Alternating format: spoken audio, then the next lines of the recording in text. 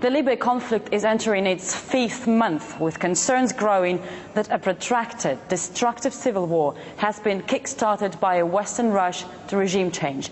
Thierry Meyssan, a French intellectual and journalist, founder and chairman of Voltaire Network and the Access for Peace conference, has been working here in Libya trying to find out the truth. Thank you very much, Thierry, for being with us. Merci. Thank you.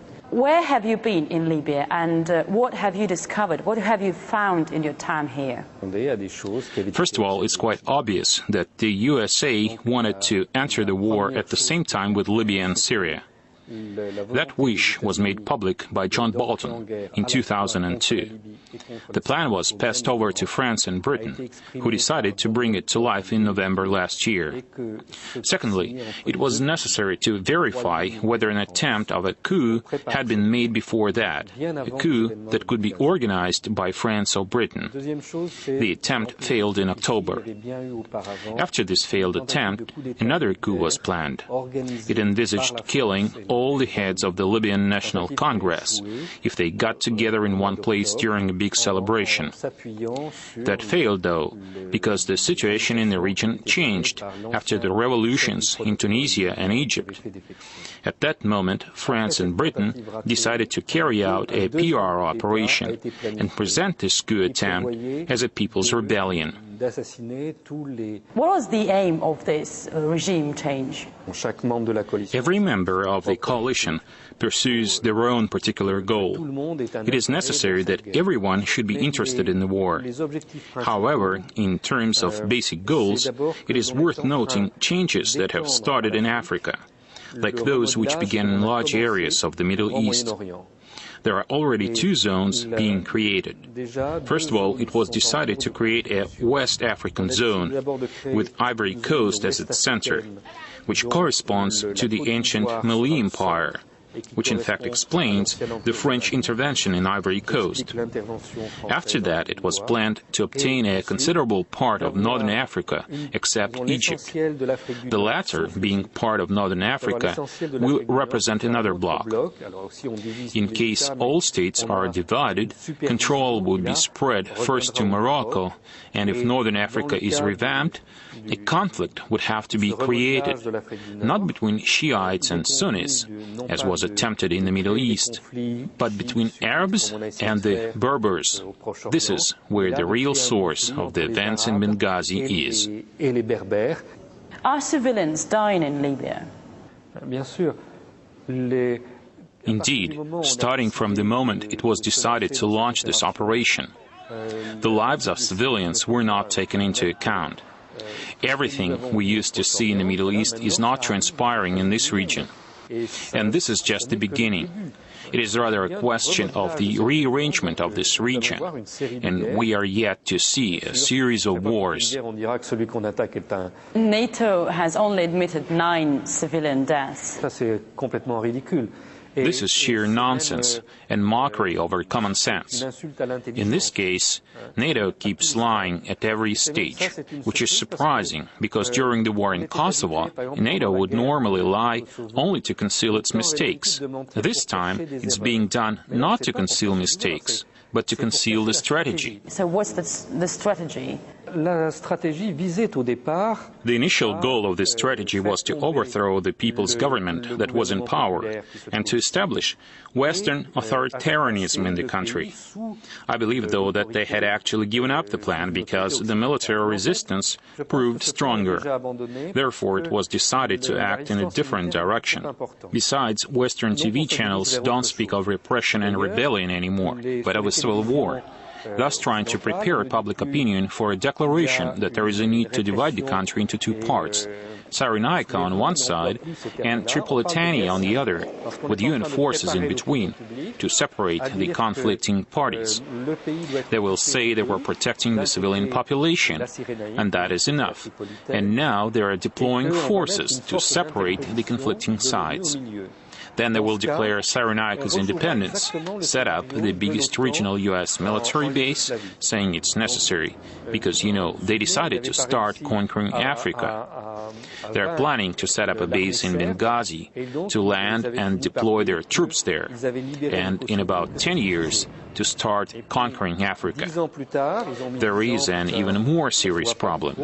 NATO has begun a campaign on destroying the psychological resistance of the country's leaders. This campaign envisages killing their families, but they can't reach them because they never stay in the same place and they are protected. So spies are sent to put beacons on their homes, and children's bedroom could be a target. It's a systemic method of pointed liquidation, children apparently being the main target. The task is to intimidate the parents. How do you think? Will it work? Will they achieve their goals eventually? In terms of conquering Cyrenaica, this has already been a success. If, on the other hand, they want to go beyond, that is absolutely impossible. A mass demonstration took place in Tripoli, and we saw the crowd. It was huge. We take into account the population figures.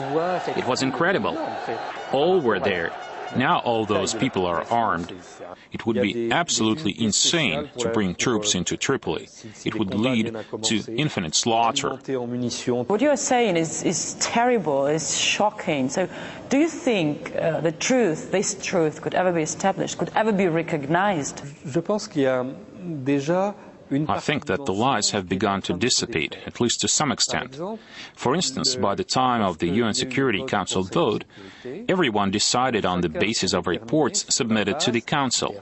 And the Security Council was certain that during the riots and demonstrations in Benghazi that grew into riots, the government killed 6,000 citizens, a terrible number. But now, 5 months later, the prosecutor at the International Criminal Court, which accused the Libyan leadership, has reduced the number after many inspections. It has been proven that the previous number was wrong. Now the prosecutor is building up his evidence on 208 victims instead of 6,000. Several more inspections will turn out that there were no victims at all. What happened in Benghazi is quite different from what we were told.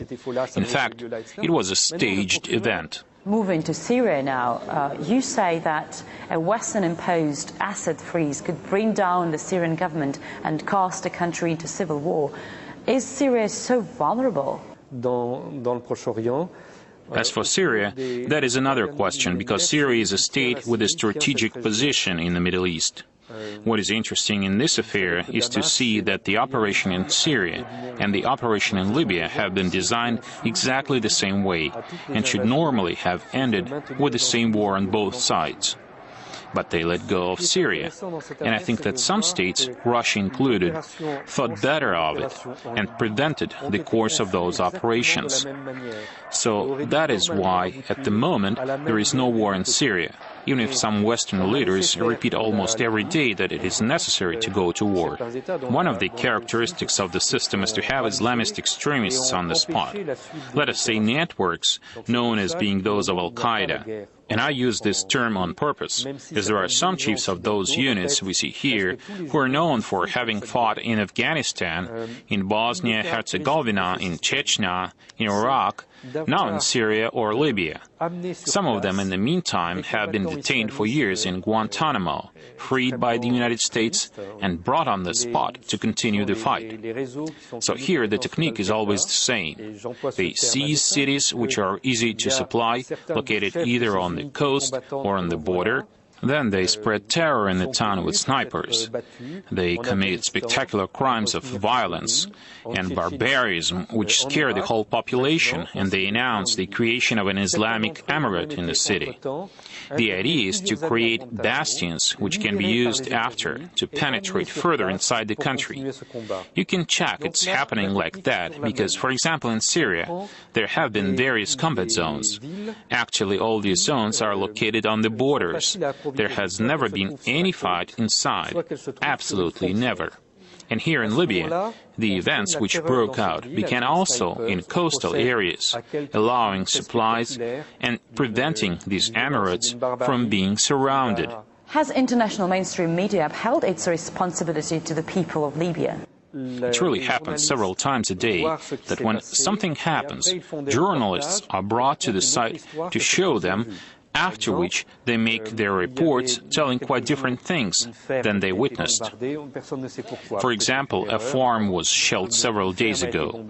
Nobody knew why, perhaps it was a mistake. Journalists were brought to show them what happened. All confirmed it was a farm. Full stop. On the day that followed, the footage was shown on many satellite channels with captions that it had been shot in Misurat and that Gaddafi's troops had caused the destruction, despite what the journalists had seen with their own eyes. Exactly which channel? El Arabiya was the first channel to do that. It is a U.S.-financed channel belonging to Saudi Arabia and based in the United Arab Emirates. The same report was repeated by many other satellite channels. But this is deliberate falsification. Also, we saw a CNN report not long ago from a mobile phone about Gaddafi's soldiers raping women. It was surely no pleasure to see the footage, so some frames were blurred. It turned out, though, that someone recognized the audio as being from a Libyan porno movie.